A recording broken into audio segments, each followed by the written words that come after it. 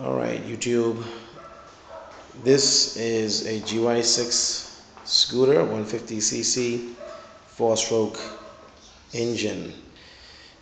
It's in this state because the CVT belt has popped or broken again. Second time in the space of, well, the first time, anyway, it's been broken again. I think I installed that about maybe 3 months ago. I've had a lot of problems with this scooter. The charging system was a problem. The gas tank cover had a problem. It was the gas was seeping through the rubber gasket. I had to resolve that.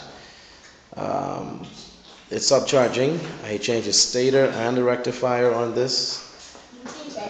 What I did, I ran a hotline here for the lights, and it's tapping the ignition, so my lights stay on once the switch is on. So this is of course, the CVT cover on the floor there. I just took everything out so I can clean it up. I will replace the clutch. This is the clutch mechanism right here. Let's move this screw so you can see that. This comes right off. I mean, actually, I have a lot of clutch still left. This is where the clutch, right here, right there, and this is the front where the variator is.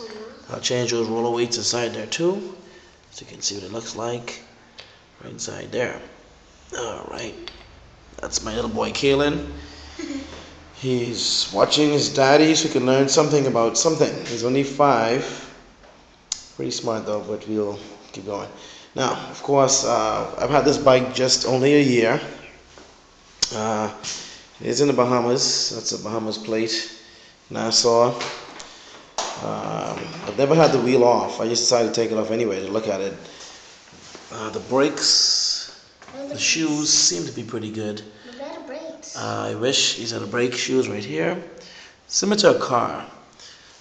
What they would do is when you squeeze the brake lever, they would grip on the inside of here to slow the bike down.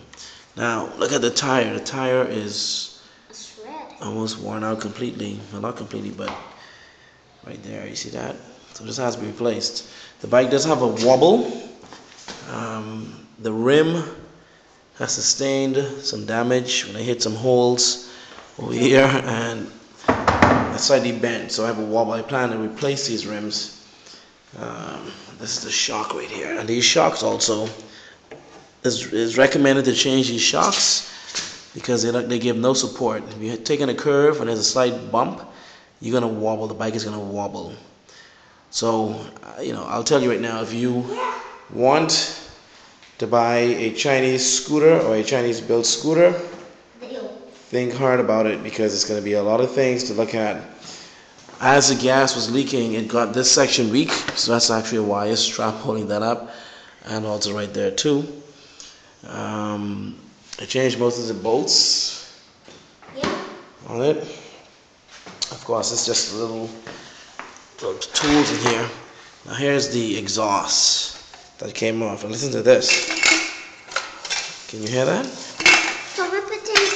Isn't that ridiculous? So that's the original exhaust, but that has to be replaced. I will advise anyone to. I had a female friend, who asked me to ride the bike. I asked if she can ride. Yeah, I can ride. So I told her where the brakes was and whatnot. She took off and she crashed into a tree. So this was damaged right here, and of course it's actually not, as you can see, I can move it. The clips are broken. So I have a lot of things to do with it. And the only option was to sell this and buy a Yamaha, the Cygnus, or a Sim. What's the name of the Sim? It was a Sim 150S. And it was a nice bike. It's made in Taiwan, which I think the parts is going to be much more genuine than this. But anyway, this is it so far. Oh, and the reason why I have this up is because the battery is not holding charge anymore. It's been drained too many times, so it's not really holding charge the way it should. I have to constantly jump it with the car battery. So it's a lot of headache. I will say I knew nothing about bikes or scooters, but I sure know a lot about them now. If I don't keep it, I'm going to get something else, and if I do keep it, I will eventually strip this engine out and upgrade it to a 200cc by changing out the piston and the heads and different things like that. The reason why I like the bike, as you can see, it's a big bike. It's much bigger than the Sim and even the little small Yamaha Jog. This bike can hold up to about 350 pounds, so maybe close to 400 pounds in weight, and it will take that weight easily.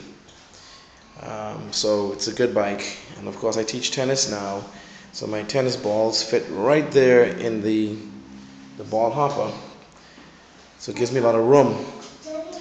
So a lot to think about, but I'm going to definitely order some parts from eBay, change these rims, and upgrade the clutch, and probably get the variator changed out too to give me a little bit more power, a little more speed. I took out the kickstart mechanism because it just would not crank. When you take it out and you try to crank it, it would just not crank. It's very stiff and like something is wrong. I may have a sticking valve or something in there, because even when you start the motor with the start button right there, it would engage and not roll the motor. You let it go and it would engage again, and then the motor would kick over. So this is the back section here, a lot of stuff in there. But that's basically it so far. I'll go into detail with some other things as far as how I did the light switch. It wasn't easy. I was up for many hours just trying to figure out the wiring, but eventually I got it. So my headlights stay on very strong.